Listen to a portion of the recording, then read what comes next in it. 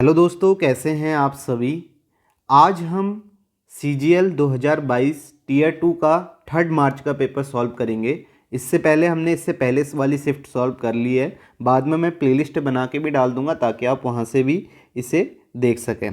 तो शुरू करते हैं पहले क्वेश्चन से। पहला क्वेश्चन आपके सामने है मैथमेटिकल साइन का।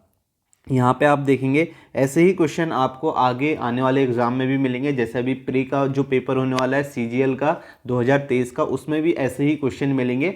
बस कुछ क्वेश्चंस जो आपके मेंस में पूछे जाते हैं वो नहीं मिलेंगे, बाकी आपको सेम इसी तरीके के क्वेश्चन मिलेंगे।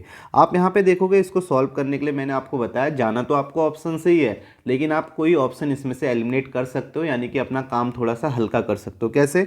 जैसे आप देखोगे इक्वल टू के बाद जो नंबर है वो पूरा होल नंबर है, यानी कि पॉइंट में नंबर नहीं है। जबकि आप देखोगे जो फोर्थ ऑप्शन है इसमें डिवाइड वाला साइन जो है शुरुआत में आएगा। अब ये इसको पूरी बार डिवाइड नहीं कर पाएगा, पूरी बार डिवाइड नहीं कर पाएगा तो कहीं ना कहीं पॉइंट में आएगा, और जबकि आपको इक्वल टू के बाद पॉइंट में चाहिए नहीं, तो इस ऑप्शन को आप चेक नहीं करोगे। बाकी आपको करना ही पड़ेगा और कोई दूसरा चारा नहीं है। तो यहाँ पे आप देखो सिंपल है। बाकी तो आप अगर इस ऑप्शन को चेक करते हो तो यहाँ पे आप देखोगे ऑप्शन आपको बाकी चेक करने ही पड़ेंगे। ऐसे आप ऑप्शन एलिमिनेट कर सकते हो। तो आप देखोगे यहाँ पे 33 है, इंटू 4 है, -15 है, फिर डिवाइड है 3, फिर प्लस है 61। तो सबसे पहले डिवाइड सॉल्व होगा तो ये 5 हो जाएगा, तो 5 यहाँ पे आ जाएगा। और ये कितना आ जाएगा? 120, 4 तियाँ 12, तो ये आपका 132 हो जाएगा। और ये आपका -5 हो जाएगा, प्लस 61 हो गया। तो यहाँ से आपका कितना हो जाएगा? आप 5 यहाँ से माइनस कर लो 61 से, तो ये आपका हो जाएगा 56 ऐड करोगे तो 6 2 8, 5 3 8, 188 आ जाएगा। तो आपका ऑप्शन सेकेंड सही है। नेक्स्ट क्वेश्चन करते हैं। नेक्स्ट क्वेश्चन भी आसान है, एम्बेडेड फिगर का है। आपको बताना है कि ये जो फिगर है ये आपको कहाँ नज़र आ रहा है। रोटेशन आपको अलाउ नहीं है, जैसा आपको ये फिगर दिख रहा है वैसा ही आपको ऑप्शन में ढूंढना है। तो पहला ही ऑप्शन चेक करोगे तो आप देखोगे आपको यही नज़र आ रहा है। मैं आपको दिखाता हूँ, ये आप देख सकते हो यहाँ पे है, और इस तरीके से ये है और ये है, ये आपको सभी को नज़र आ रहा होगा। तो ये इसका राइट आंसर हो जाएगा। नेक्स्ट क्वेश्चन देखते हैं। नेक्स्ट क्वेश्चन है, आपको बताना है select the figure from the option that can replace the question mark and complete the pattern. इस पैटर्न को फॉलो करना है तो कौन सा फिगर आएगा? आप देखो यहाँ पे आप ऑप्शन एलिमिनेट कर सकते हो। जैसे आप देखोगे ये वाला ऑप्शन एलिमिनेट कर दोगे, क्योंकि इसमें आपके क्या है, इसमें आपकी 2 लाइनें हैं, जबकि और आपको कहीं लाइनें दिख नहीं रही हैं। ठीक है, ये वाली पूरी कंप्लीट जो ये इस तरीके से है ये आपका होगा नहीं। उसके बाद आप देख सकते हो पहले वाले ऑप्शन को कैसे एलिमिनेट कर दोगे। आप देखोगे यहाँ पे गैप नहीं है, यहाँ पे गैप नहीं है इस वाली लाइन में भी। ठीक है, ये पैटर्न को देखते हुए ये भी एलिमिनेट हो जाएगा।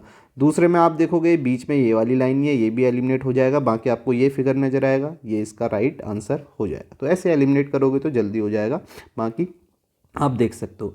नेक्स्ट है, यहाँ पे आपको बताना है कि मीनिंगफुल वर्ड बताना है। ठीक है, इनको देख के, इसमें कोई आपका कोई तरीका नहीं है, आपको ऑप्शन से ही जाना पड़ेगा, ऑप्शन से ही आपको मीनिंगफुल वर्ड ढूंढना पड़ेगा। तो आप पहले ऑप्शन को चेक करेंगे तो फोर्थ ऑप्शन में एस है, एस आ जाएगा। थर्ड में आपका टी है, टी आएगा। सेवन्थ में यू है, यू आ जाएगा। सिक्स में आपका कौन सा है? डी है, डी है, तो ये स्टूडेंट जैसा लग रहा है। वन में आपका ई है, ई आ गया। टू है आपका एन, और 5 है आपका टी, तो यही आपका पहला ही सही हो जाएगा, स्टूडेंट। नेक्स्ट क्वेश्चन देखोगे।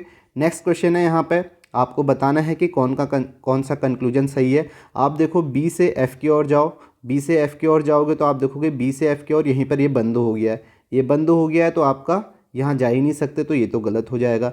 ऐसे ही ए से सी की तरफ जाओगे तो आप देखोगे यहाँ पे ए से सी की तरफ जाओगे तो ये इक्वल टू है, ये आपका ग्रेटर देन इक्वल टू है। तो अगर ये आपका ए ग्रेटर देन इक्वल टू सी होता तो सही होता, तो ये आप यहाँ पर गलत हो जाएगा। ठीक है, अभी आगे जब इनइक्वलिटीज आपने पढ़ी नहीं होगी, तो अगर पढ़ी है तो आपको समझ में आ रहा होगा, ये भी गलत हो जाएगा। तो इसका राइट आंसर क्या होगा? Neither conclusion first nor second true. Next question देखते हैं। नेक्स्ट है आपका, यहाँ पे इस प्रश्न में एक कथन के बाद 2 कार्रवाइयाँ क्रमांक 1 और 2 दी गई हैं। आपको कथन में दी गई सभी बातों को सत्य मानना है।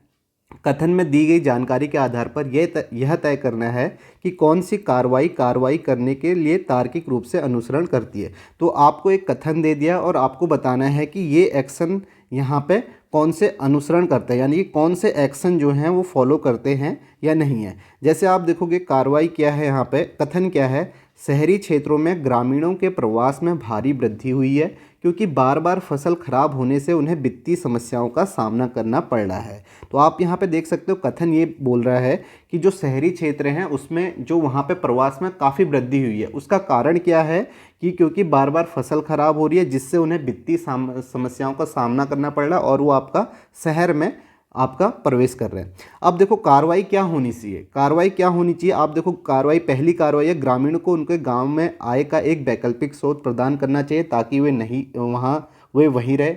हाँ, ये कार्रवाई हो सकती है क्योंकि हमें उनको उनके क्या कहते हैं यहाँ से जो पलायन हो रहा है उसको रोकना है। उसको रोकने के लिए क्या करना होगा, हमें क्या कार्रवाई करनी होगी। अगर सरकार भी चाहेगी, कोई चीज़ रोकना चाहेगी, उसके लिए क्या करेगी, वो यही करेगी कि जो भी जिन समस्याओं के कारण वो वहाँ से बाहर जा रहे हैं वो समस्याएं उनको सॉल्व करे गांव के अंदर। तो आप कह सकते हो पहला वाला जो है ग्रामीणों को उनके गांव में आय का एक वैकल्पिक स्रोत प्रदान किया जाना चाहिए ताकि वे वहीं रहें। तो ये आपका कार्रवाई सही है। उसके बाद दूसरी कार्रवाई देखो, उनके अस्तित्व को सुनिश्चित करने के लिए विस्थापित ग्रामीणों को शहरी क्षेत्रों में आवास के सभी विकल्पों तक पहुंच प्रदान की जानी चाहिए। अब बताओ, अगर आप यहाँ पे क्या बोला है, उनके अस्तित्व को सुनिश्चित करने के लिए विस्थापित ग्रामीणों को शहरी क्षेत्रों में आवास के सभी विकल्पों तक, अगर सरकार उनको वहाँ आवास देने लग जाएगी शहरों में, तो लोग तो और भी जानबूझकर जाएंगे क्योंकि वहाँ तो आवास मिल रहा है। तो ये आपका ये कार्रवाई नहीं होनी चाहिए क्योंकि कार्रवाई किसके लिए हो रही है, ये जो आपका स्टेटमेंट दिया है कि उनको पलायन रोकें। अब अगर खुद ही वो आवास देने लग जाएं और वहाँ आपको सुविधा देने लग जाएं तो सभी लोग जाएंगे, तो ये आपका गलत हो जाएगा यहाँ पे। तो इसका राइट आंसर आपका क्या होगा, आप इंग्लिश में भी यहाँ पे देख सकते हैं। इसका राइट आंसर हो जाएगा only first follows. Next question देखते हैं। नेक्स्ट देखो, यहाँ पे आपका डेटा सफिशिएंसी का आपको क्वेश्चन दिया गया है, स्टेटमेंट यहाँ पे दिया है, आपको बताना है कि कौन सा स्टेटमेंट सही है। तो यहाँ पे बोला गया है ABCD are sitting around a circular table facing the centre. वो जो है एक आपका वृत्ताकार मेज के परितः केंद्र की ओर मुख करके बैठे हैं। ठीक है, फिर लिखा गया है आपको बताना है who sits to the immediate right of A के जो है इमीडिएट राइट में कौन सा है, यानी कि ए के इमीडिएट राइट में कौन सा बैठा है, ये आपको बताना है। ये आपका क्वेश्चन है। अब आपके पास स्टेटमेंट है, अब आपको स्टेटमेंट से बताना है कि कौन सा यहाँ पे स्टेटमेंट यहाँ पे सही है जिससे हमें ये पता चल जाए ए के आपका इमीडिएट राइट में कौन बैठा है। अगर आपका पहले वाले को आप चेक करोगे, पहले वाले से निकल गया, फिर दूसरे वाले को चेक करोगे, दूसरे से भी निकल गया, तो आप ये बोलोगे कि या तो फर्स्ट है या सेकंड है। ठीक है, आइदर वाला हो जाएगा। ठीक है, अगर एक से निकल रहा है तो ऑप्शन आप यहाँ पे देख सकते हो कि आप बोलोगे पहला सफिशिएंट है, दूसरा नहीं है। तो अब यहाँ पे हम शुरू करते हैं, हमें बताना है ए के इमीडिएट राइट में कौन बैठा है। पहला स्टेटमेंट क्या है, C sits to the immediate left of A. आपको बताया कि सर्कुलर टेबल में बैठे हुए हैं इस तरीके से, 4 लोग हैं, 1 2 3 4। यहाँ पे क्या बोला है आपको देखो, यहाँ पे बोला C sits to the immediate left of A. C जो है इमीडिएट लेफ्ट में बैठा है, ए यहाँ पे, तो आपको पता है ए यहाँ पे, तो इसका राइट इधर हो जाएगा और आपका लेफ्ट इधर हो जाएगा। ठीक है, तो इसके बगल में C sits to the immediate left of A, तो सी यहाँ पे बैठा है, सी बैठा दिया।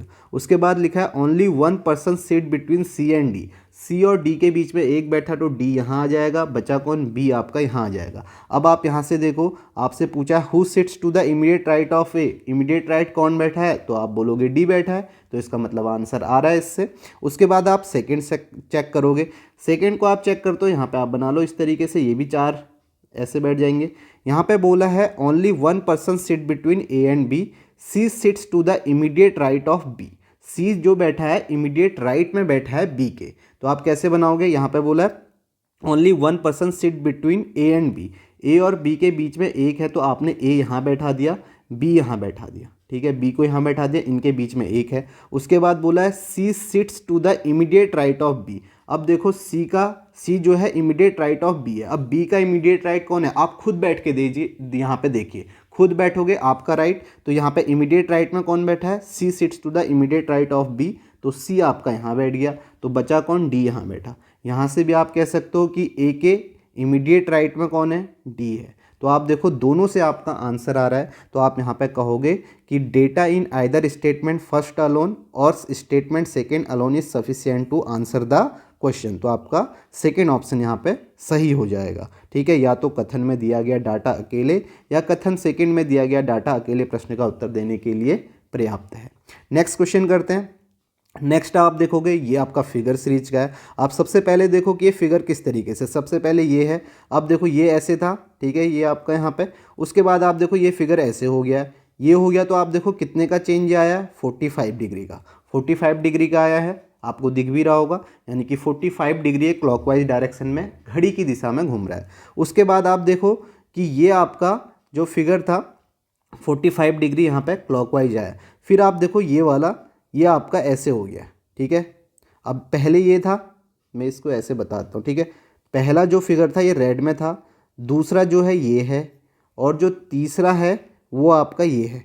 अब देखो दूसरा और तीसरे में कितने डिग्री का आया है, 135, तो यहाँ से 135 डिग्री ये फिर से एंटी क्लॉकवाइज घूम गया, 135 एंटी क्लॉकवाइज घूम गया। फिर से चौथे में देखो, फिर चौथे में देखो, ये चौथे में आपका फिर से यहाँ आ गया, ऐसे आ गया है, तो ये 45 डिग्री क्या है, 45 डिग्री फिर क्लॉकवाइज, यानी कि दो चीज़ें हो रही है, एक तो 45 डिग्री क्लॉकवाइज जा रहा है, फिर 135 डिग्री क्या आ रहा है, एंटी क्लॉकवाइज आ रहा है, बस इस तरीके से घूम रहा है। अब आप देखो कि अभी कहाँ पे है, अभी आपका 45 में था, फिर आप देखोगे ये आपका ऐसे आ गया है, ये आपका 135 में आ गया, फिर 135 के बाद आप देखो 45 जाना है क्लॉकवाइज, क्लॉकवाइज जाना है तो ये कहाँ को होना चाहिए, यहाँ पे है, इसकी लास्ट पोजीशन ये है, यहाँ से क्लॉकवाइज 45, तो ये यहाँ पहुँच जाएगा, तो ये इस डायरेक्शन में होना चाहिए, तो आपको ये दिखेगा, ये इसका राइट आंसर हो जाएगा, फिर 135 जाएगा, ऐसे करके घूम रहा है। नेक्स्ट क्वेश्चन देखते हैं।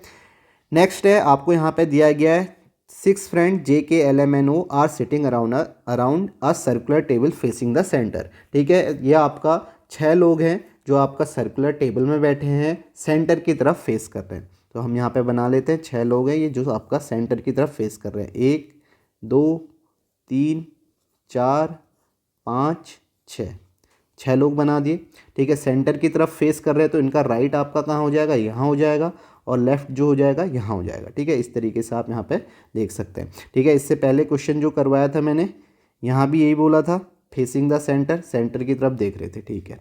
तो यहाँ पे आप देखोगे ये सेंटर की तरफ देख रहे हैं, राइट इधर हो गया, लेफ्ट यहाँ हो गया, तो अब यहाँ पे बोला गया है N is not an immediate neighbour of M, N जो है वो इमीडिएट नेबर नहीं है किसका, एम का, ठीक है, ये एक दूसरे के बगल में नहीं बैठे, ये लिखा हुआ है। फिर लिखा है M is sitting to the immediate left of J, ठीक है, जो एम जो है वो बैठा है immediate left of J, J के जे यहाँ बैठा है, तो इसका इमीडिएट लेफ्ट यहाँ हो जाएगा, तो एम यहाँ पे बैठा है, ठीक है, तो यहाँ पे आपको पता चल गया। उसके बाद लिखा है J is sitting opposite to L, J जो है अपोजिट बैठा है एल के, तो यहाँ बैठ जाएगा, इसके अपोजिट है, इनके बीच में 2 हैं, यहाँ भी 2 हैं, तो ये अपोजिट आ गया। फिर लिखा है who is sitting to the immediate right of K, जो इमीडिएट राइट बैठा है के, तो के यहाँ होगा, इसका इमीडिएट राइट एल हो जाएगा। अब यहाँ पे आपको बताना है, देखो एम के बगल में एन तो यहाँ तो नहीं आ सकता, एन आपका यहाँ आ जाएगा, और कौन बचा, JKLMNO बचा, ओ आपका यहाँ आ जाएगा। आपसे पूछा है who is sitting second to the left of L, L यहाँ है, इसका लेफ्ट कहाँ होगा, यहाँ होगा, तो आप देखो लेफ्ट, सेकेंड लेफ्ट कौन बैठा है, एन बैठा है, तो इसका राइट आंसर क्या आ जाएगा, एन आ जाएगा, जो कि 4th ऑप्शन है। नेक्स्ट क्वेश्चन है, आपको बताना है there 3 of the following words are like in some manner and hence form a group, तो यहाँ पे ऑड वन आउट का है, आपके जो 3 यहाँ पे जो आपके 3 ऑप्शन है वो एक ग्रुप को बिलोंग करते हैं, यानी कि उसमें कोई समानता है, उनमें कोई पैटर्न जो है वो आपका सेम है, किसी तरीके से वो समान है, एक डिफरेंट है, वो आपको बताना है। तो यहाँ पे इसका राइट आंसर क्या हो जाएगा, 3rd ऑप्शन हो जाएगा पियानो। बाकी आप देखो पिकालो, शहनाई, बांसुरी जो है ये मुंह से बजाई जाती है, पियानो आपका हाथ से बजाते हैं, ठीक है, हाथ से ही बजाते हैं पियानो, तो 3rd ऑप्शन इसका राइट आंसर हो जाएगा, और यहाँ पे हिंदी में 1st ऑप्शन। नेक्स्ट क्वेश्चन देखते हैं। नेक्स्ट देखो यहाँ पे लिखा हुआ है कोडिंग डिकोडिंग का, कॉम्पैक्ट को ये लिखा है, सोनी को ये लिखा है, इसको बताना है, तो आप सॉल्व करो सोनी को, क्योंकि इसमें कम अल्फ़ाबेट है, इसे आप जल्दी सॉल्व कर सकते हो। सोनी को यहाँ पे क्या लिखा है, TQOA, एस से टी के बीच में गैप +1 का, ओ से क्यू के बीच में गैप 15 2 17 2 का, एन से ओ के बीच में आप देखोगे यहाँ पे एन से ओ फिर से +1, वाई से ए फिर से +2, +1 +2 का गैप है, तो मोटरोला को कर लो MOTOROLA, एम से +1 करोगे तो एन मिलेगा, ये ऑप्शन ख़त्म। उसके बाद ओ से +2 करोगे 17 मिलेगा, क्यू तो ये भी ख़त्म, तो आपका आंसर 3rd ऑप्शन हो जाएगा NQ UQ SQ MC, ठीक है, ये आप बाकी देख लेना। नेक्स्ट क्वेश्चन देखते हैं। यहाँ पे है out of the following 5 figure 4 are alike in some manner and 1 differs from these in that manner, select the odd figure. आपको बताना है यहाँ पे ऑड कौन सा है, ठीक है। 4 तो एक तरीके से कोई पैटर्न फॉलो कर रहे हैं, एक नहीं कर रहा है, वो आपको बताना है। आप देखोगे पहले वाले फिगर में, आप देखोगे जो ये है ये आपका इस तरीके से है। हम जो पहला वाला है यही कर रहे हैं। ये क्वेश्चन मैंने आपको पहले भी करा दिया है, जो रॉन्ग नंबर पे काफ़ी लोगों ने पूछा था उसमें भी मैंने ये कराया था। आप देखो सबसे पहले ये ऐसे है, उसके बाद जो दूसरा फिगर है उसे मैं बना रहा हूँ। आप देखो दूसरा फिगर इस तरीके से बन गया, दूसरे कलर से बनाता हूँ ताकि आपको ये पता चलेगा कि ये दूसरे बॉक्स का फिगर है, ठीक है। दूसरे बॉक्स का फिगर है, इसे मैंने बनाया इस तरीके से। आप देखो पहले ऐसे था, अब ऐसे था, तो आपको कितने डिग्री दिख रहा है, 90 डिग्री घूम रहा है। और 90 डिग्री कैसे घूम रहा है, क्लॉकवाइज डायरेक्शन में, ठीक है। 90 डिग्री क्लॉकवाइज डायरेक्शन में घूमा। उसके बाद आप देखोगे घड़ी की दिशा में, फिर आप देखोगे थर्ड वाले में यही फिगर, ठीक है। यही फिगर यहाँ से कैसे हो गया, आप कहोगे ये इस तरीके से हो गया, ठीक है, ऐसे हो गया। तो अब आप देखो ये कितना घूमा, ये 180 घूमा, इतना तो आपको दिख रहा है कि ये 180 घूमा। और किस तरीके से घूमा है, ये आपका 180 एंटी क्लॉकवाइज घूमा है, 180 एंटी क्लॉकवाइज घूमा है। अब फिर से फोर्थ वाले में आ जाते हैं, तो यहाँ पे एक पैटर्न जैसा आपको दिख रहा है, जैसे इससे पहले भी क्वेश्चन किया था, 90 degree clockwise, 180 degree anti clockwise. अब फिर से इस फिगर को कितना घूमना चाहिए था, 90 डिग्री क्लॉकवाइज घूमना चाहिए था। अब जब ये 90 डिग्री क्लॉकवाइज घूमेगा तो घड़ी की दिशा में इस तरीके से है, तो ये फिगर नीचे की तरफ होना चाहिए था, ऐसे होना चाहिए था। और आपका ये जो ये वाली पंक्ति है वो यहाँ आनी चाहिए थी, इस तरीके से आनी चाहिए थी यहाँ पे। फिर उसके बाद 180 डिग्री एंटी क्लॉकवाइज, तो 180 डिग्री एंटी क्लॉकवाइज घूमेगा तो फिर से ये ऊपर की तरफ आएगा और ये ऐसे आएगा और ये वाला इधर पहुँच जाएगा, ठीक है, 180 डिग्री एंटी क्लॉकवाइज। तो आप देख सकते हो कि ये जो आपका फोर्थ नंबर में इस तरीके से होने चाहिए था, नीचे के तो है लेकिन ये जो लाइन है ना ये इस साइड है, तो ये आपका यहाँ पे गलत हो जाएगा, ये आपका असंगत है। तो ये फर्स्ट ऑप्शन इसका राइट आंसर होगा। नेक्स्ट क्वेश्चन देखते हैं। नेक्स्ट देखो, क्रॉस को 66 लिखा है, चार्ट को 90 लिखा है, सिंबल को लिखा है। तो यहाँ पे आप देखोगे सबसे पहले आप इनकी पोजीशन का सम करोगे, पोजीशन का सम करके आप देखोगे नहीं मिलेगा तो फिर आप अपोजिट का सम करके देखोगे। यहाँ पे आप देखो मैंने आपको बताया भी, अगर आप पोजीशन का सम करते हो, ठीक है, तो पोजीशन का सम करके देखोगे आपको नहीं मिलेगा। अभी मैं डायरेक्ट आपको इसका अपोजिट का सम करके बताता हूँ। चलो पोजीशन का सम आप करोगे तो आप देखो CROSS, ये आपका 3 है, 18 है, ये 15 है, ये 19 है, ये 19 है। आप देखो 19 19 38 हो गया, 38 और 10 आपका 48, 48 और 10 58, 58 और 3 आपका 61, 61 और 8 आपका 69 और 5 74 मिला, जबकि आपको 66 चाहिए था। अब आपको अपोजिट करना है, ये आपका कितना मिला, 74 मिला। अपोजिट कैसे याद कर सकते हैं, 27 5 है तो 27 पंचे 135, 135 में से 74 आप माइनस करोगे तो आपको मिलेगा 35 और 26, 35 और 26 आपका कितना होता है, 61 होता है। तो यहाँ पे अपोजिट का सम 61 मिल रहा है, इस तरीके से आप निकाल सकते हो, क्योंकि आपको पता है जो भी आपके अल्फ़ाबेट होंगे उनकी पोजीशन और अपोजिट का सम 27 होता है। तो अपोजिट का अगर आप अपोजिट का सम भी करते हो तो आप देखोगे ये 61 आ गया। यहाँ पे आप अपोजिट का सम करोगे, किससे घटाओ, सी का अपोजिट क्या होता है, एक्स होता है, 24 होता है। ये आपको या तो याद होना चाहिए ट्रिक से, या आप कैसे याद कर सकते हो, 27 में से सी की पोजीशन 3 माइनस कर दो तो आपको 24 मिल जाएगा, क्योंकि दोनों का सम क्या होता है, आपका 27 होता है। तो आप देखो यहाँ पे 27 में से 3 माइनस करोगे 24, इसका अपोजिट 9 हो जाएगा। ये आपका ओ का अपोजिट 12, एस का 8, फिर 8, आप इनका सम करो, 8 8 16, 16 और 12 आपका कितना हो जाएगा, 28, 24 24 48 और 4 52, 52 और 9 61 आ गया। अब 61 आ गया, जबकि यहाँ पे तो 66 है, तो आपका कितना ऐड हुआ होगा, आप देखो इसमें 5 ऐड हुआ है, तो 5 ऐड हुआ है तो ये आपका 66 हो गया। अब ये 5 क्या हैं, जितने इसमें आपके अल्फ़ाबेट यूज हुए हैं, 3 2 5, ये आपका 5 जितने अल्फ़ाबेट इस वर्ड में है, तो 66 हो गया। ऐसे ही आप सिंबल को कर लोगे, तो अपोजिट करना है तो यहाँ पे 8 + 2 + 14 + 25 + 12 + 15, तो ये 12 और 15 27 हो जाएगा, दोनों अपोजिट है, 27 25 50 52, 52 और 8 आपका कितना हो जाएगा, 60, 60 और 10 आपका हो गया 70, 70 और 6 आपका 76, ये आपका 76 आ गया इसका। और जितने इसमें आपके अल्फ़ाबेट हैं इस वर्ड में 6 हैं, तो इसमें 6 ऐड कर दोगे तो ये आपका कितना आ जाएगा, 82 आ जाएगा। तो इसका राइट आंसर आपका क्या होगा, फर्स्ट ऑप्शन होगा 82।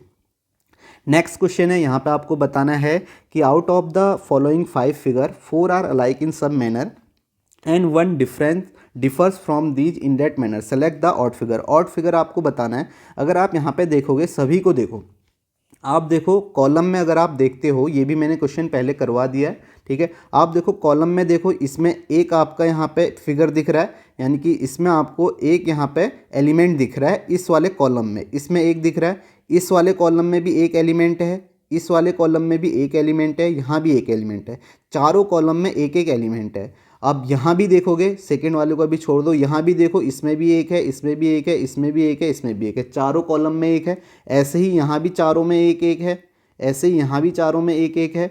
जबकि जो आपका सेकेंड वाला है, इसमें ये वाला ब्लैंक है, ये वाला कॉलम ब्लैंक है, जबकि और सभी फिगर में क्या है, चारों कॉलम में आपका एलिमेंट है। तो आपका ऑड कौन सा हो जाएगा, सेकेंड वाला, जो कि आपका ऑप्शन यहाँ पे है फोर्थ ऑप्शन, ये इसका राइट आंसर हो जाएगा। नेक्स्ट क्वेश्चन देखते हैं। नेक्स्ट है यहाँ पे लेटर एनालॉजी का है। आपको एक को तो यहाँ पे रखना है हैज की जगह, हैज की जगह आपका, अगर आप मानते ये ए ए ओ है, ठीक है, मैं यहाँ पे सीधे बना ए ए ओ है, और यहाँ पे आपका सी एल क्यू है, और ये आपका है एन डी के, और ये परसेंट की जगह आपका क्या आ जाएगा, पी ए एम, ठीक है, ये पी ए एम आ जाएगा।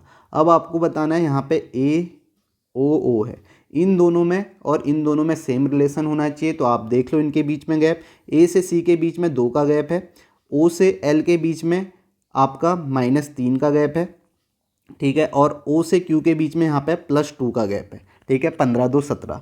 सेम आप देखोगे 14 से पी के बीच में यहाँ भी +2 का है, और डी से ए के बीच में, डी से ए के बीच में कितने का है, -3 का है, जैसा कि यहाँ था। और उसके बाद के से एम के बीच में आप देखोगे यहाँ पे 11 2 13, यहाँ भी +2 का है। तो सेम पैटर्न है, तो इसका राइट आंसर आपका सेकंड हो जाएगा।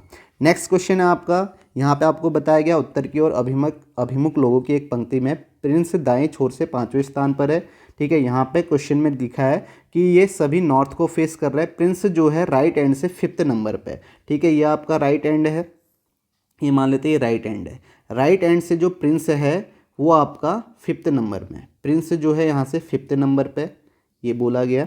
आगे लिखा है आपका Amit is 15th from the right and, Amit जो है राइट से 15th नंबर पे, यहाँ पे अमित है, अमित जो है राइट से 15 नंबर पे। और फिर आगे बोला गया है Amit is exactly between Prince and Aditya, Amit जो है वो प्रिंस और आदित्य के बीच में है, ठीक है, बीच में है। और आगे लिखा है if Aditya is 6 from the left end of the line, जो आदित्य है वो आपका यहाँ से लेफ्ट से कितना है आदित्य, वो आपका कितना है 6th है, ठीक है, ये आपका यहाँ से 6th है लेफ्ट से।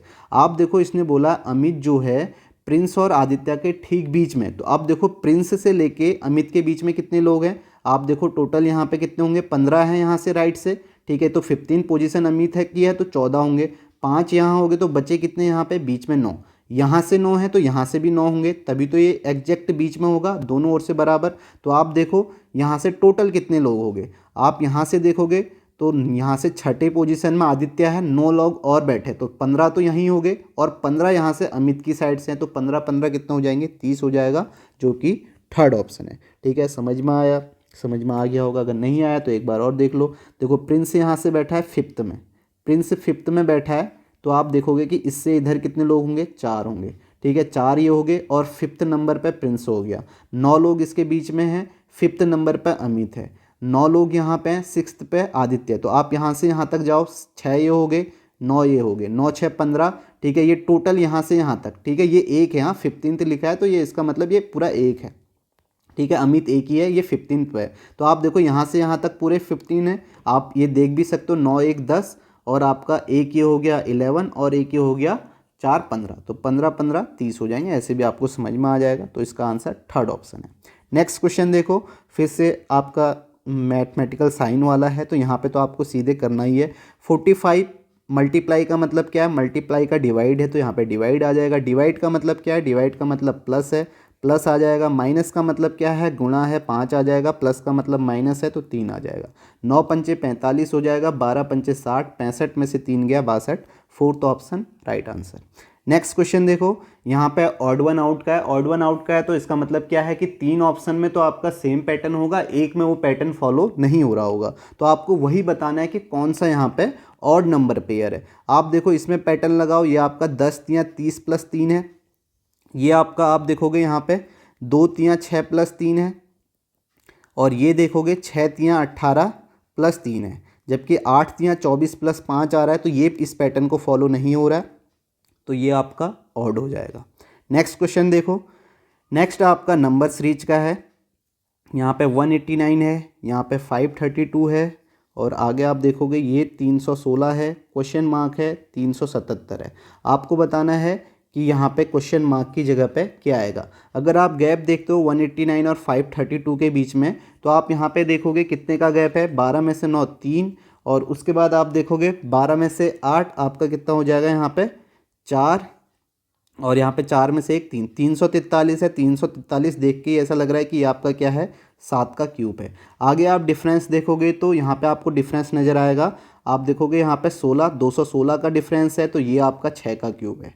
ठीक है, तो यहाँ तो प्लस हुआ, यहाँ माइनस हुआ, ये भी आप देखना। तो आगे आपका 5 का क्यूब होगा, 5 का क्यूब आपका क्या होगा, प्लस होगा, यानी कि 125 प्लस होगा। तो 6 5 आपका 11, 1 2 1 3 1 4 3 1 4 1, यहाँ पे कितना हो गया, 2 1 3 4 3 1 4, 441 इसका आंसर आ जाएगा, जो कि आपका ऑप्शन है थर्ड ऑप्शन।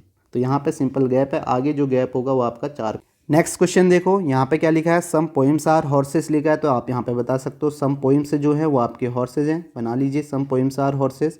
और उसके बाद लिखा है all horses are toy, all horses are toy यहाँ पे बन जाएगा, ऑल हॉर्सेज आर टॉय। फिर लिखा है all toys are ships, all toys are ships है, तो ये आप बना सकते हो ऑल टॉयज आर शिप्स। पहला है all toys being poems is a possibility, all toys being poems is a possibility सही है, हो सकता है। Some horses are ships, some horses are तो शिप्स हैं ये आपके, ठीक है, ये आपका पूरा शिप्स है, इसके अंदर ये हॉर्सेज है, तो ये आपका सही हो जाएगा। सम हॉर्सेज जो हैं वो आपके शिप्स हैं, तो यहाँ पे दोनों सही हो जाएंगे। Both conclusion first and second follows. Next question देखते हैं। आगे बढ़ने से पहले मैं आपको बता दूं कि अभी मैंने आपको काफ़ी सारी प्लेलिस्ट बना के यहाँ पे दी हुई हैं, आप उन प्लेलिस्ट को ज़रूर देखें, काफ़ी सारे क्वेश्चंस आपको मिल जाएंगे। आगे जो क्वेश्चन आए हैं अभी CHSL में भी आप देखोगे वही पैटर्न आपको CHSL में भी मिलेंगे। ऐसा कुछ नहीं है कि कुछ क्वेश्चन हो सकते हैं कि अलग पैटर्न में, बाकी आपको सारे वही पैटर्न मिलेंगे जो पहले करवाए हुए हैं रीजनिंग में, तो आप उन्हें भी देख सकते हो। बाकी अभी कुछ वीडियोज आएंगी, आप मेरा ऐप भी डाउनलोड कर सकते हो, सिग्मा एकेडमी बाई ऐप नाम से, सिग्मा एकेडमी बाई हेमन नाम से ऐप है प्ले स्टोर में, आप उसे डाउनलोड कर सकते हो। उसका लिंक मैं नीचे आपको डिस्क्रिप्शन में दे दूंगा। कुछ वीडियोज आपको वहाँ भी मिल जाएंगी और कुछ आपको यहाँ मिलेंगी, ठीक है। जो भी आगे कुछ अलग क्वेश्चंस मिलते हैं वो मैं लेके आऊँगा। अभी आपको ये इसके जो मेंस के हैं आगे और 2 शिफ्ट के सॉल्यूशन भी आपको मिलेंगे। आगे क्वेश्चन देखो, आपका कोडेड ब्लड रिलेशन का है। आपको यहाँ पे बताना है F is related to H, ठीक है। F कैसे रिलेटेड है एच से, तो हम सॉल्व कर लेते हैं F से लेके H तक। F @ का मतलब क्या है, @ का मतलब डॉटर है, तो आप देखोगे F जो है डॉटर है G की, तो यहाँ पे ये आपका माइनस का मतलब फीमेल हो गया। फिर है एंड का मतलब क्या है, एंड का मतलब हस्बैंड है। G जो है हस्बैंड है किसका, H का है, तो यहाँ पे आपका G जो है हस्बैंड है H का, तो ये प्लस आ जाएगा, ये माइनस आ जाएगा। आपसे बोला है कि F कैसे रिलेटेड है, F आपको सीधे सीधे डॉटर दिख रही है H की, तो ये इसका राइट आंसर हो जाएगा फर्स्ट ऑप्शन। नेक्स्ट क्वेश्चन देखेंगे। नेक्स्ट क्वेश्चन है, यहाँ पे आपको बताना है, ये आपका पेपर फोल्डिंग का क्वेश्चन है। आप देखो ये वाला यहाँ पहुँचा हुआ है इस तरीके से, अब यही ऊपर जाएगा तो इसकी आपकी क्या बन जाएगी, वाटर इमेज बन जाएगी, यानी कि इसका टॉप बॉटम जो होगा वो टॉप में पहुँच जाएगा और जो टॉप होगा बॉटम में बन जाएगा, तो ये इस तरीके से दिखेगा। फर्स्ट ऑप्शन इसका राइट आंसर हो जाएगा। ये आपका हो नहीं सकता क्योंकि इसमें फिगर बिल्कुल ही इस तरीके से चेंज हो गया। लेफ्ट राइट में कोई चेंज नहीं होगा, जब इसकी इमेज यहाँ बनेगी जैसे मिरर इमेज बनाते हैं वैसे ही बन जाएगा, तो फर्स्ट ऑप्शन इसका राइट आंसर है। नेक्स्ट क्वेश्चन देखो, रिपीटेड सीरीज का क्वेश्चन है। अब यहाँ पे देखो कुछ आपको रिपीटेड यहाँ पे अल्फ़ाबेट दिखेंगे, जैसे आप देख सकते हो कि आपको यहाँ पे VJRW है, तो यहाँ पे RWB दिख रहा है, ठीक है, B तक दिख रहा है। फिर आप देखो ये BV फिर दिख रहा है, तो आप यहाँ पे इनको एक ग्रुप में यहाँ पे डिवाइड कर सकते हो, जैसे मैंने आपको बताया। आप देखोगे यहाँ पे जो ग्रुप दिख रहा है मुझे ऐसा लग रहा है B से है, तो आप देखो यहाँ से 3 2 5 का ग्रुप है, ठीक है। आप टोटल गिन के भी कर सकते हो, मैंने जैसे आपको बताया 3 2 5 का ये है। फिर आप देखोगे BVL 3 2 5 का ये है, 5 का ही है। अब आप देखो सबके लास्ट में तो डब्लू दिख रहा है, तो इसका मतलब यहाँ पर भी डब्लू होगा, तो यहाँ पे आपका डब्लू आना चाहिए, यानी कि तीसरे नंबर पे आपका डब्लू आना चाहिए। ये ऑप्शन एलिमिनेट हो जाएगा, आप देख सकते हो। उसके बाद आपको दिखेगा डब्लू से पहले आर है, देखो यहाँ भी आर है, यहाँ भी आर है, तो यहाँ पर भी आर होगा और यहाँ भी आर होगा। इतना आपको पता चल गया, आर डब्लू आर, लास्ट भी आपका आर है और आपका जो ये है डब्लू से पहले भी आपका आर है। इतना आपको दिखा कि आप देखो एक ग्रुप आपका फिल हो गया, एक तो बी है, फिर वी है, फिर एल है, फिर आर डब्ल्यू है, यानी कि ये ग्रुप रिपीट हो रहा है। अब लेकिन आप देखोगे बी वी, तो यहाँ पे बी आ जाएगा, बी वी। अब यहाँ पे जे है और बाकी आर डब्ल्यू है, तो यहाँ पर भी आपका वी आ जाएगा, ये भी आपका फिल हो गया, ठीक है। अब यहाँ पे आपका क्या आएगा, देखो यहाँ जे है और यहाँ पे तीसरे नंबर पे, यहाँ पे आपको नहीं पता, यहाँ एल है और यहाँ पर क्या आएगा, आप देखो जे बताया था ये पैटर्न, जे के बाद के आएगा, के बाद एल आएगा, फिर यहाँ पे एम आएगा। तो जे के एल एम, यानी कि ये जो बीच वाला है इसको एक एक बढ़ा रहे हैं। जे के बाद यहाँ पे के और के बाद एल फिर एम। आप ये देखोगे बाकी सारा आपका सेम है, B V R W same है और बीच में आपका जे के एल एम इस तरीके से आ रहा है। तो आपका राइट आंसर क्या हो जाएगा, पहला बी है और उसके बाद वी है, फिर के है, फिर आर, फिर डब्ल्यू, फिर एम आर। कौन सा ऑप्शन है, बी वी के आर, बी वी के आर डब्ल्यू एम आर। आप ऑप्शन पुट करके भी पैटर्न ढूंढ सकते हो, उसमें आपको सारे ऑप्शन चेक करने पड़ेंगे, अभी तो पहले ही उसमें। तो इसका right answer first option. Next question है, यहाँ पे आपको दिया गया है एक कथन के बाद दो अनुमान दिए गए हैं, यह मानते हुए कि दिया गया कथन सत्य है, भले ही यह सामान्य रूप से ज्ञात तथ्यों से भिन्न प्रतीत होता है। तय करें कि दिए गए अनुमानों में से कौन सा अनुमान कथन का तार्किक रूप से अनुसरण करता है। अब देखो कथन क्या है, स्टेटमेंट क्या है। स्टेटमेंट में आपको बताया गया कृषि उत्पादन में कीटनाशकों का अत्यधिक उपयोग करने से वे मिट्टी और जल को दूषित करते हैं, फसलों में उनका अंश रह जाता है और आखिरकार वे खाद्य श्रृंखला में प्रवेश करते हैं, जिससे मानव के लिए खतरा पैदा हो जाता है। तो यहाँ पे कथन में बोला गया है कि जो कृषि उत्पादन में कीटनाशक जो हम यूज करते हैं उससे क्या होता है, मिट्टी और जल दूषित होते हैं, जिससे क्या होता है, फसलों में उनका अंश रहता है और वो खाद्य श्रृंखला में आते हैं और मानवों के लिए खतरा पैदा करते हैं। अब आपको अनुमान लगाना है, यहाँ पे अनुमान आपको दिया गया है। पहला जो है, कृषि उत्पादनों में कीटनाशकों का अत्यधिक उपयोग किया जाना लोगों के लिए अच्छा नहीं है। दूसरा देखो, कृषि उत्पादनों में कीटनाशकों का अत्यधिक उपयोग करने से जल पर बुरा प्रभाव पड़ता है। अब आप देखो ये जो है सेकेंड वाला स्टेटमेंट तो आप सीधे सीधे कहोगे सही है, ये स्टेटमेंट जो है आपको यहाँ दिखते हुए नजर आएंगे। आप देखो इसमें तो सीधे ही बोला है कि कीटनाशकों का अत्यधिक उपयोग करने से मिट्टी और जल को दूषित करते हैं, तो इसका मतलब यही तो हुआ, उपयोग करने से जल पर बुरा प्रभाव पड़ता है, तो ये आपका सही है। और ऐसे ही आप देखोगे कृषि उत्पादनों में कीटनाशक का अत्यधिक उपयोग किया जाना लोगों के लिए अच्छा नहीं है, ठीक है, नहीं है। यहाँ पे बोला भी तो गया है कि खाद्य श्रृंखला में प्रवेश करते हैं और मानव के लिए खतरा पैदा करते हैं, तो यही है आपका अनुमान जो होना चाहिए आपका, इसी में आपका कहीं ना कहीं निहित होना चाहिए, इसी में आपका छुपा हुआ होता है। तो यहाँ पे तो आपको सीधे पढ़ के भी समझ में आ रहा है, तो इसका ये भी आपका सही हो जाएगा, लोगों के लिए अच्छा नहीं है। तो यहाँ पर आप देखोगे if both first and second follow होगा, ये इसका राइट आंसर हो जाएगा फोर्थ ऑप्शन, ठीक है। आप इसे इंग्लिश में भी यहाँ पे पढ़ सकते हैं। नेक्स्ट क्वेश्चन देखते हैं। नेक्स्ट है यहाँ पे है आपका कॉज एंड इफेक्ट का है। क्वेश्चन क्या दिया गया है, यहाँ पे इस प्रश्न में दो कथन फर्स्ट और सेकंड दिए गए हैं। ये कथन स्वतंत्र कारण हो सकते हैं या स्वतंत्र कारणों या एक उभयनिष्ठ कारण के प्रभाव हो सकते हैं। एक कथन दूसरे कथन का प्रभाव हो सकता है। दोनों कथनों को पढ़िए और सही उत्तर का चयन कीजिए। तो यहाँ पे बोला है कि आपको ये पढ़ना है, ठीक है। तो ये आपका आप दोनों आप कथन यहाँ पे पढ़ोगे तो आपको बताना है कि ये आपके क्या हो सकते हैं, ये तो आपके या तो स्वतंत्र कारण हो सकते हैं या स्वतंत्र कारणों के प्रभाव हो सकते हैं, या हो सकते हैं एक आपका कारण होगा, दूसरा जो कथन होगा उसका प्रभाव होगा, ये आपको बताना है। अब जैसे आपने पहला स्टेटमेंट पढ़ा, इसमें लिखा है देश एक्स ने पिछले 5 वर्षों में अपने कच्चे तेल के आयात में 6% की कमी की है। तो इसने बोला है कि 6% की कमी की है। उसके बाद आप देखोगे, दूसरा देखोगे कि देश एक्स में ऑटोमोबाइल उद्योग ने इस वर्ष अपने विकास मार्जिन में 13% की तीव्र गिरावट देखी है। तो आप देखो इन दोनों स्टेटमेंट का आपस में कोई संबंध है। आप ये कह सकते हो कि पहला कॉज है दूसरा इफेक्ट है, या दूसरा कॉज है पहला इफेक्ट है, नहीं कह सकते। ये जो दोनों हैं ये आपके दोनों स्वतंत्र कारणों के प्रभाव हैं, ठीक है। यहाँ पे कोई और कारण है, ठीक है, स्वतंत्र कारण हो सकते हैं किस वजह से। जैसे आप देखोगे देश एक्स ने पिछले 5 वर्षों में अपने कच्चे तेल के आयात में 6% की कमी की है।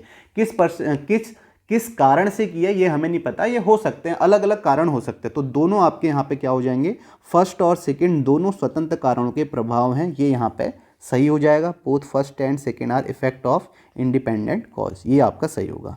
नेक्स्ट क्वेश्चन देखो, यहाँ पे आपको बताना है कि V कैसे रिलेटेड है S से। तो V कैसे रिलेटेड है S से ये आपको बताना है, तो आप यहाँ से यहाँ तक सॉल्व कर लो। एंड का मतलब क्या है, एंड आप देखोगे यहाँ पे हस्बैंड है तो H@y, ये आपका H हस्बैंड हो जाएगा, प्लस हो जाएगा, माइनस हो जाएगा। एट द रेट का मतलब डॉटर है तो आपका Y डॉटर है F की, तो ये आपका डॉटर हो जाएगी Y। फिर परसेंट का मतलब क्या है, वाइफ है तो F जो है वाइफ है किसकी, V की हो जाएगी, तो ये माइनस हो जाएगा, ये प्लस हो जाएगा। ठीक है, तो अब आपको बोला है कि V is related to H। V कैसे रिलेटेड है S से, तो आप देख सकते हो ये इनकी बेटी है और ये बेटी के पति हैं, तो आप यहाँ पे कह सकते हो वाइफ्स फादर। ठीक है, ये H का वाइफ का फादर है, तो ये आपका फोर्थ ऑप्शन यहाँ पे सही हो जाएगा। नेक्स्ट क्वेश्चन देखते हैं। नेक्स्ट आप देखोगे यहाँ पे आपको बताना है, ये आपका है select the set in which the numbers are related in the same way as are the numbers of the following set. आप देखो 7 3 43 दिया है, 5 2 21 दिया है, तो आपको 43 तक पहुँचना है। आपको बताना है कि 7 3 से 43 कैसे आएगा। देखो एक तो आप स्क्वायर करके जा सकते हो, आप कहोगे 7 का स्क्वायर 49 होता है, 49 में से हम सेकेंड वाले का 3 का डबल माइनस कर दें तो हमें क्या मिल जाएगा, 43 मिल जाएगा। पैटर्न क्या बन गया, पहले वाले का स्क्वायर किया, पहले वाले नंबर का स्क्वायर, और सेकेंड वाले नंबर को 2 से मल्टीप्लाई करके माइनस किया तो हमें थर्ड नंबर मिल गया। ये पैटर्न है। तो सेम आप देखोगे 5 का स्क्वायर 25, इसमें से 2 3 6 सॉरी 2 दूनी 4, 2 से मल्टीप्लाई करना है, 4 माइनस करो तो 21 मिल जाएगा। सेम आपको यहाँ भी मिलेगा, 11 का स्क्वायर माइनस 5 दूनी 10, तो आपको 111 मिल जाएगा। या आप ये बोल सकते हो, आप या 43 तक ऐसे भी जा सकते हो। आपने कहा 7 3 21, 21 दूनी 42 प्लस 1 43। सेम आप देखोगे 5 दूनी 10, 10 दूनी 20 प्लस 1 21। ऐसे ही आप बोलोगे 11 पंचे 55, दूनी 110 प्लस 1 111। तो ऐसे भी आप बोल सकते हो, कई लोगों ने ऐसे भी सोचा होगा। तो इसका राइट आंसर आपका क्या है, फर्स्ट ऑप्शन है। नेक्स्ट क्वेश्चन देखेंगे। नेक्स्ट है यहाँ पे मिरर इमेज बतानी है, यानी कि सबसे पहले R जो आएगा यहाँ पे इसका लेफ्ट राइट होगा, ये तो आपका उल्टा आ गया, ये होगा नहीं। A शुरुआत में आपका मिरर के सामने जो पहले है वो दिखेगा, A होगा नहीं आपका, ये भी होगा नहीं, तो बचा क्या, ये इसका राइट आंसर हो जाएगा R इसी में से। नेक्स्ट क्वेश्चन देखो, यहाँ पे आपका फिर से डेटा सफिशियंसी का क्वेश्चन है। ये क्वेश्चन भी मैंने आपको पहले करवाया हुआ है, फिर से मैं यहाँ पे करवा देता हूँ। यहाँ पे आप देखो 6 पीपल हैं, ठीक है, 6 पीपल हैं, A B C D E and F are sitting in a straight line. ये आपका सीधी पंक्ति में उत्तर की ओर अभिमुख होकर बैठे हैं। ठीक है, 6 लोग हैं, इस तरीके से हम बना लेते हैं 6 लोग। ये आपका 1 2 3 4 5 6, 6 लोग बैठे हुए हैं।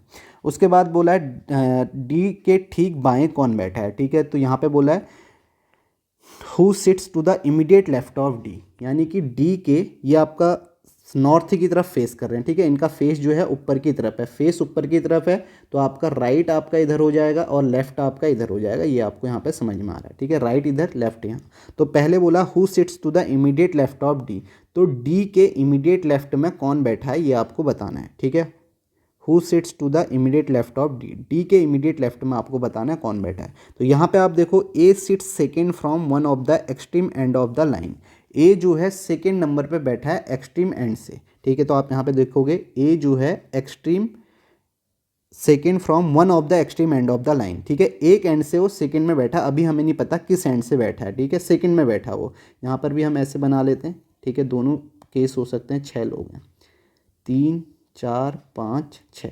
तो आप यहाँ से एक तो आप बोल सकते हो कि A यहाँ से सेकेंड में बैठा होगा, और एक बोल सकते हो A यहाँ से सेकेंड में बैठा होगा। ठीक है, दोनों केस बन गए, दोनों केस बन गए। एक कहीं से भी सेकंड में बैठ सकता है। उसके बाद बोला है only 2 people sit between A and B, A और B के बीच में 2 लोग बैठे हैं। तो A और B के बीच में 2 लोग बैठे हैं, तो इस केस में तो B यहाँ 2 लोग बैठ जाएंगे, और इस केस में यहाँ से 2 लोग बैठ जाएंगे। सही है। फिर लिखा है only 2 people sit between A and B, E sits to the immediate right of C, E sits to the immediate right of C। ठीक है, इमीडिएट राइट में कौन बैठा है, C बैठा है। E sits to the immediate right of C। ठीक है, C के इमीडिएट राइट में ई बैठा है, ठीक है, ये आपको बताना है। तो आपका सी यहाँ पे होगा, इसका इमीडिएट राइट आपका यहाँ हो जाएगा। इस केस में तो ये यहाँ बैठ जाएंगे, इमीडिएट राइट में ये बैठा है, और इस केस में भी सी यहाँ पे होगा, इमीडिएट राइट में ये आ जाएंगे। अब देखो यहाँ से आपको कहीं पता चल रहा है कि डी के इमीडिएट लेफ्ट में कौन बैठा है, तो डी आपका यहाँ भी आ सकता है, डी आपका यहाँ भी आ सकता है, ठीक है। तो इससे हमें नहीं पता चल रहा है पहले वाले स्टेटमेंट से कि ये आपका डी के इमीडिएट लेफ्ट में कौन बैठा है, तो पहले वाले से नहीं पता चला। अब हम दूसरे वाले को करते हैं, यहाँ पे दूसरे वाले को करते हैं, तो आप देखोगे यहाँ पे 6 लोग हैं, 1 2 3 4 5 और ये आपके 4 5 6 लोग हो गए। यहाँ पे क्या बोला है, C sits third from the left end of the line. C जो है थर्ड लेफ्ट में बैठा है लेफ्ट हैंड से, तो यानी कि लेफ्ट से यहाँ से आप देखोगे 1 2 3 सी यहाँ बैठा है। उसके बाद देखो only 1 person sit between C and F, C और एफ के बीच में 1 पर्सन बैठा है, तो आपका यहाँ भी आप देखो एफ यहाँ भी हो सकता है और एफ आपका यहाँ भी हो सकता है, इन दोनों के बीच में 1 पर्सन बैठा है, ये आपका हो सकता है। Only 1 person sit between C and F. उसके बाद आपका क्या लिखा हुआ है, E sits third to the right of F. E जो है थर्ड राइट में बैठा है एफ के, तो आप देखो ई जो है थर्ड राइट में बैठा है एफ के, तो अगर एफ यहाँ पे होगा तो इसका राइट तो थर्ड राइट इधर को होगा, तो यहाँ तो बैठ नहीं सकता, तो एफ यहाँ पे नहीं होगा, तो एफ यहीं पर होगा। और यहाँ से क्या बोला है, इसके थर्ड राइट में कौन बैठा है आपका, E sits third to the right of F, ठीक है, तो इसके थर्ड राइट में आपका बैठा है ई, तो ई यहाँ बैठ गया। तो आप देख सकते हो सी यहाँ पे, ई यहाँ पे, एफ यहाँ पे। अब देखो इस स्टेटमेंट से भी हम नहीं बता पा रहे हैं, ये आपका सेकंड वाला, इससे भी हम नहीं बता पा रहे हैं कि डी के आपका इमीडिएट लेफ्ट में कौन बैठा है। तो फिर अब हम दोनों स्टेटमेंट को मिलाते हैं। अब इस स्टेटमेंट को हम मिलाते हैं इस वाले के साथ, पहले वाले के साथ, ठीक है। इसमें 2 केस बन रहे थे, जब पहला वाला 2, अब हम पहले केस के साथ मिलाते हैं। देखो सी ई अपनी जगह पे और एफ आपका यहाँ पे आ जाएगा, एफ को हम यहाँ पे लिख देते हैं, ठीक है, बाकी आपका सारा सही है। तो ये ए ई सी बी है, और उसके बाद डी आपका यहाँ पे आ जाएगा, तो डी के इमीडिएट लेफ्ट में कौन बैठा है, ए। तो जब हम पहले वाले केस के साथ मिलाते हैं तो हमें मिल जाता है डी के बगल में ए बैठा है। अब हम दूसरे वाले केस के साथ मिलाते हैं तो आपका एफ यहाँ पे आ जाएगा और डी आपका यहाँ पे आ जाएगा। तो दूसरे वाले केस में क्या मिल रहा है, डी के इमीडिएट लेफ्ट में बी बैठा है। तो अब देखो दोनों केस में हमें पता नहीं चल पा रहा है कि कौन बैठा है, दोनों हम बता नहीं सकते कौन बैठा है, तो इसलिए आप कहोगे data in statement first and second together are not sufficient to the question. तो ये आपका थर्ड ऑप्शन इसका सही हो जाएगा। बात आपको समझ में आ गई। नेक्स्ट क्वेश्चन देखते हैं। नेक्स्ट है, लास्ट क्वेश्चन है, आपको यहाँ पे बताना है, ये आपका है आपका फिगर एनालॉजी का, ठीक है। इसमें आप देखो किस तरीके से, पहली बात तो आप देखो ये एस जो है ये यहाँ पहुँच गया है, ठीक है, एस यहाँ पे इसकी मिरर इमेज बन रही है, यहाँ पहुँच गया, तो डी की भी आपकी यहाँ बन जाएगी। डी आपका जब यहाँ होगा तो डी इस कोने में पहुँचना चाहिए, ठीक है, डी ऐसे बनेगा, तो ये वाला ऑप्शन तो वैसे ही नहीं होगा। उसके बाद आप देखो बीच में आपका क्या है, इसमें 1 है, इसमें 2 है, यहाँ भी 2 होनी चाहिए, तो इसमें 1 है, ये भी नहीं होगा, इसमें 1 है, ये भी नहीं होगा, इन दोनों में 1 होगा। तो आप देखो डी तो आपका ऑलरेडी यहाँ पहुँचा हुआ है, और ये तो आपके सारे एलिमिनेट हो गए, तो आंसर ये आ जाएगा सेकेंड ऑप्शन। तो आप इस तरीके से इसे देख सकते हो कैसे यहाँ पे बनाया। तो आसान क्वेश्चन था ये वाला। तो यहाँ पे आपके जो भी शिफ्ट में क्वेश्चन पूछे गए थे वो कंप्लीट होते हैं। इसके बाद 2 शिफ्ट और हैं, प्लेलिस्ट बना के मैं आपको दे दूंगा। बाकी आप प्ले स्टोर से जाके ऐप डाउनलोड कर सकते हैं, सिग्मा एकेडमी बाई हेमंत, उसका लिंक आपको नीचे डिस्क्रिप्शन में मिल जाएगा।